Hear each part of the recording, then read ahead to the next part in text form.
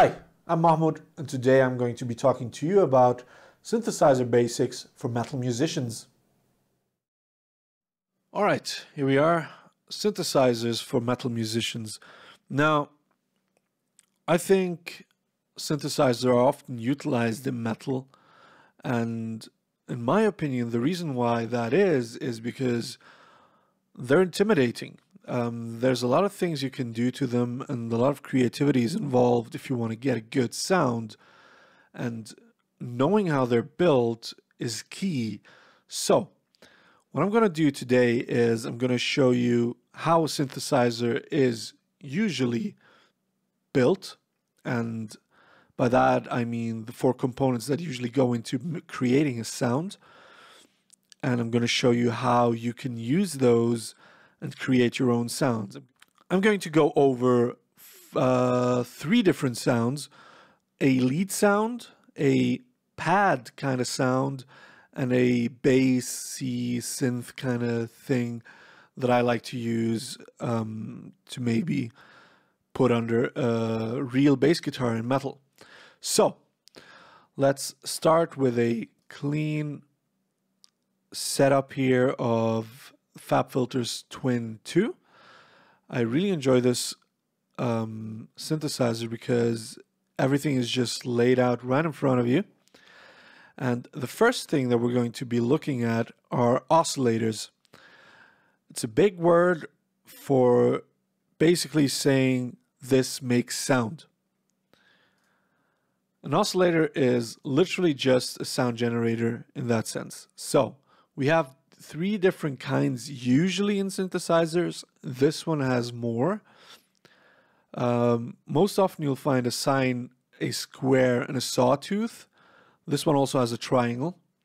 And a sine wave is basically singular frequency. It sounds like this.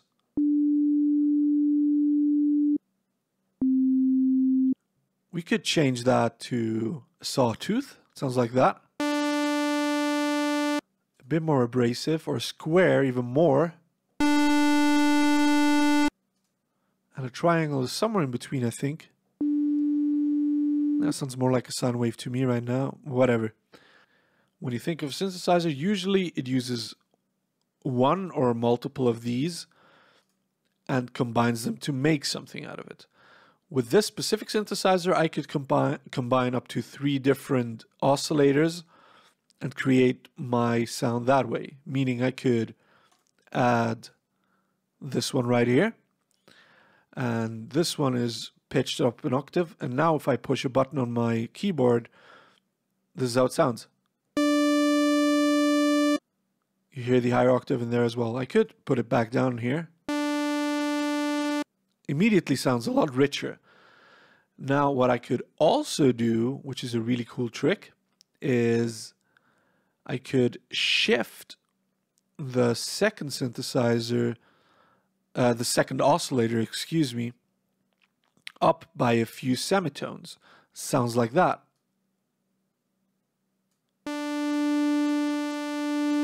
Basically gives it a modulation effect or a slight chorusing. If I put it back to sine wave, let me show you how that sounds.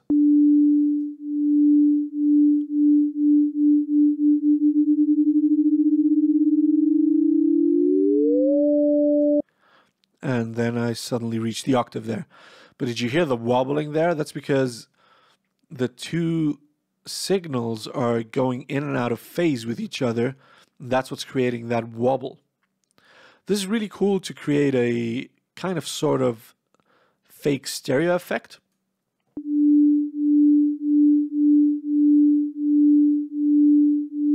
You can be really subtle with it, and it sounds awesome. Now, the second stage of a synthesizer usually is a filter.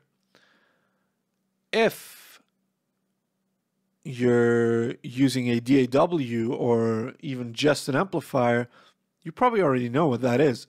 It's literally an equalizer. So if we go into FabFilter Twin, this is that filter. I basically have a low and a high pass at my disposal. And if I activate those two, such as here, Listen to how the sound will change.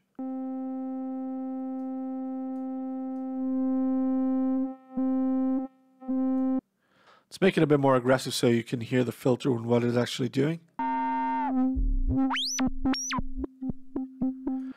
It's literally just an equalizer, and I'm just moving that around. We can shape the sound that is coming out of the oscillators.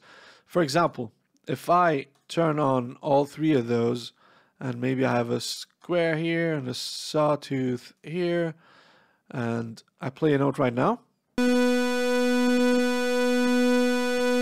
Let's say I like the body of that because it sounds fuller, but I dislike the high end of that for some reason.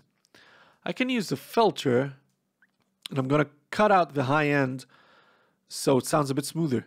Let's go. I'll pull the filter downwards.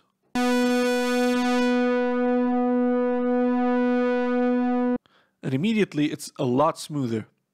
That's the basics for filters for you. And the next topic and the next building part for a synthesizer is the envelope shape, or ADSR, which stands for attack, decay, sustain, and release.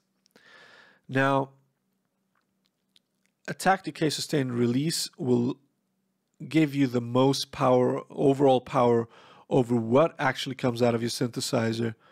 Let's play around with the attack first. This is here. The attack is now very, very fast. It's 0.001 seconds. So meaning if I hit the keys right now, there's going to be a sound immediately. It's very fast.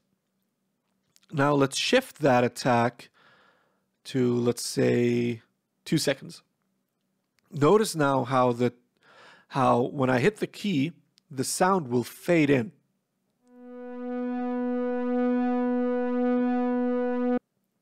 Now the second thing is the decay. How long does it stay on the peak? Let's shift that back a little. And how long does it sustain? Decay. How long does it take till it decays and goes into the sustain? The sustain is basically like a plateau where the note stays at that volume. You could leave it at the highest peak up here, and it would never get quieter. Or I can shift that downwards a little bit by like 3 decibels, and it will go up and go back down like this.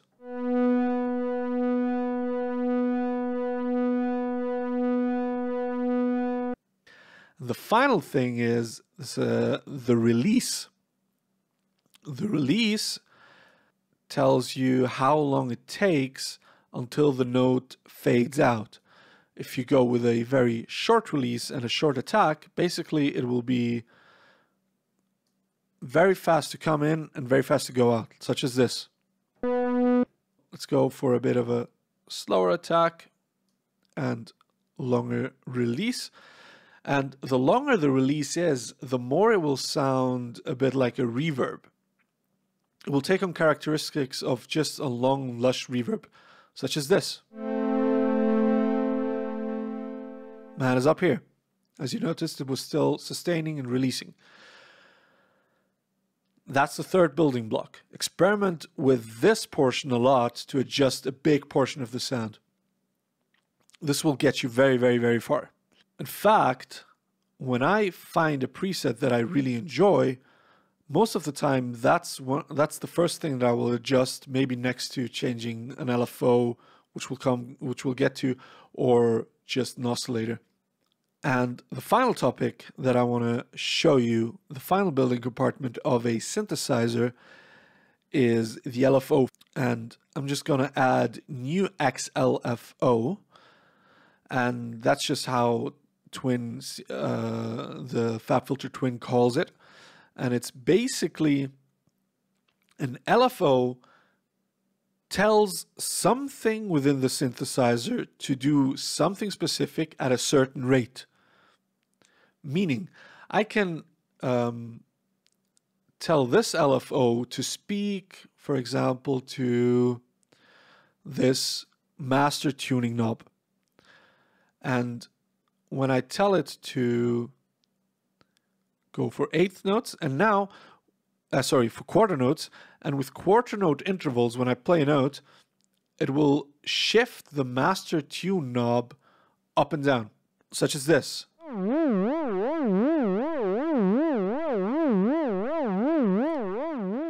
Sounds very wacky. You can, of course, adjust the LFO to be more subtle. For example, here, I'll turn this down a little bit. Even more.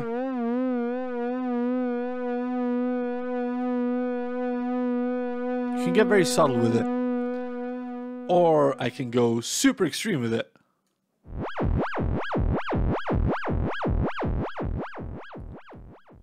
And that's literally just me holding one note. I'm not doing anything else. I can also adjust different things within the synthesizer, but I'm not going to go much more in depth within the synthesizer because you might not be using this specific one. That being said, all of these four components usually come with a stock synthesizer of your choice.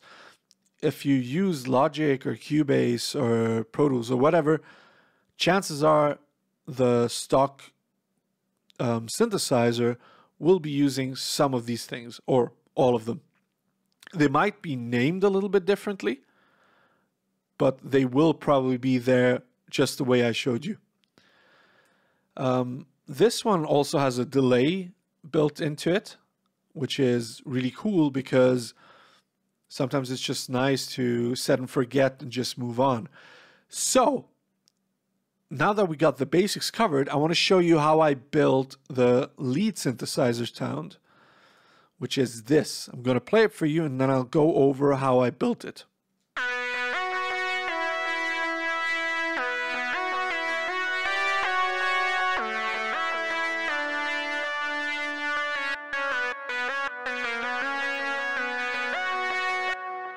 And here's how I built it.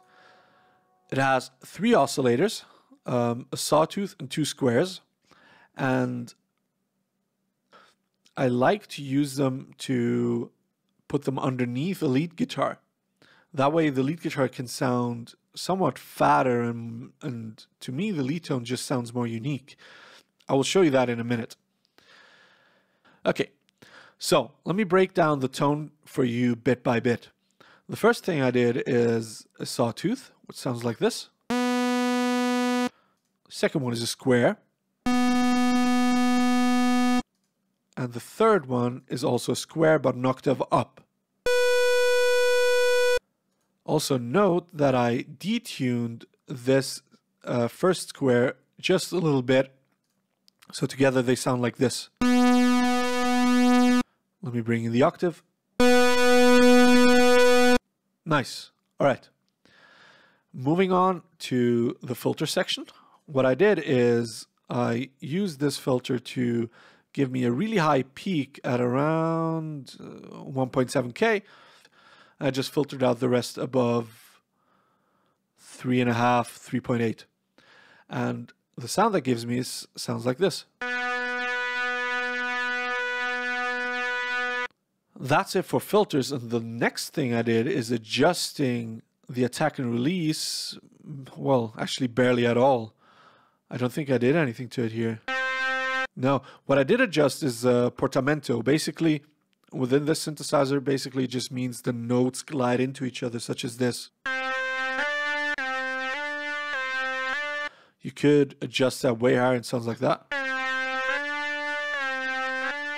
Then I activated the delay. It sounds like that. Just to give it a bit more sustain.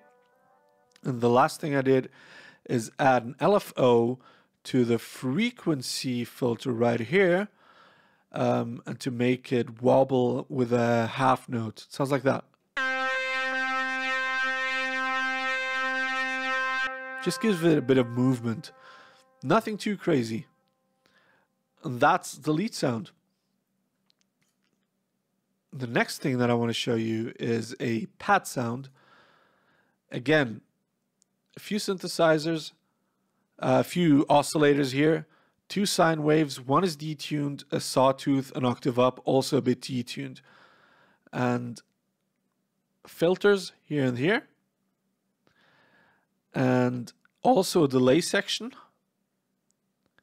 And the LFO is also hitting the frequency filter right here, and it sounds like this.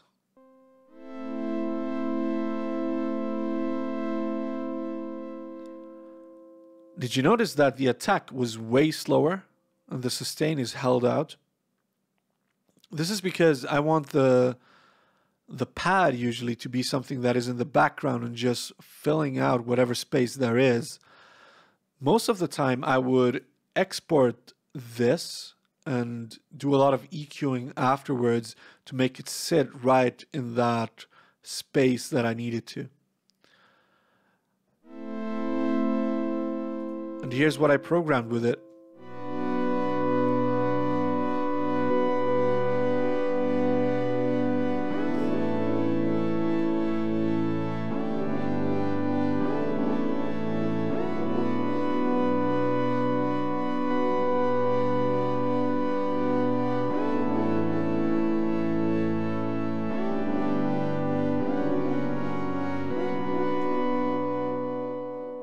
That's the pad sound for you. Now the last thing that I want to show you is the bass sound. And what I did here is it's one sine wave, a sawtooth that is pitched up an octave and slightly detuned so I can give it a bit more of a movement feeling kind of thing. And just a sawtooth at the same octave, no detuning at all. And I put a filter at around 20 hertz so it just doesn't go crazy because the synthesizer has so much energy. And I just cut off the high end at around 1.3K. And this is what it sounds like. I'm just going to play it for you.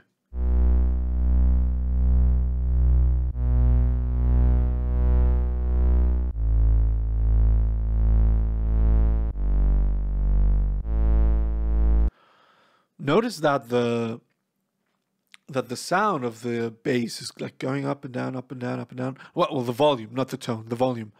And that is because the LFO is set to adjust the output volume, and that's why it wobbles like that. Now, I programmed a little beat, and I want to play it for you together with the other two tracks that I just showed you. So here's everything together with the beat.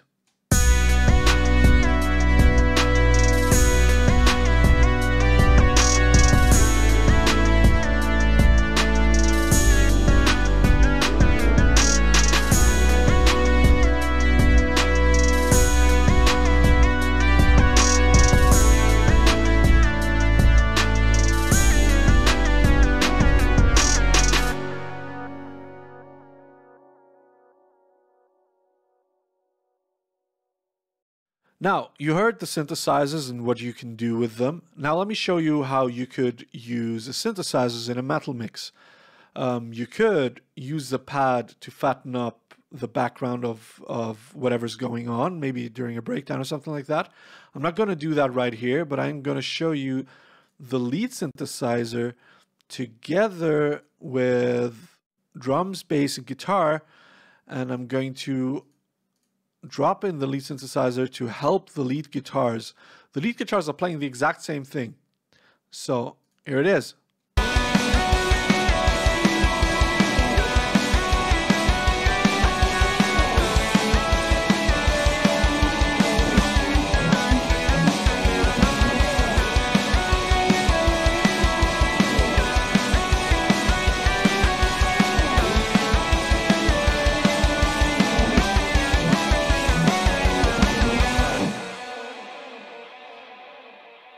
Probably I would use it somewhat like that, but I would turn down the lead synth just a little bit. Let me try that again, just with the leads and the synthesizer.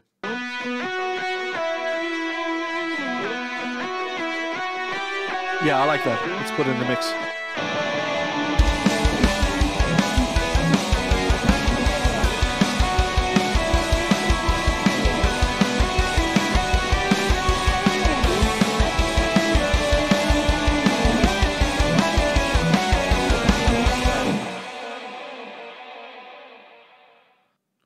Technically speaking, you could also put in the bass right here and the synth pad as well. Let's just do it for fun, why not?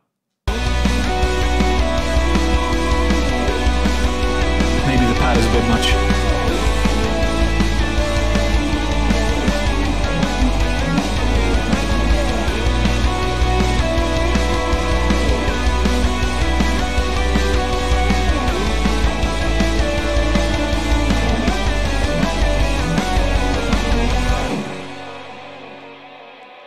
And that's how you can use synthesizers in your metal songs. Okay, that was it. Synths are a big topic and I barely scratched the surface here. Most of what I do is literally find a preset that I like, adjust it, and move on. The key is knowing what to adjust in order to get the result that you desire out of the preset that you maybe initially like but want to change to your taste.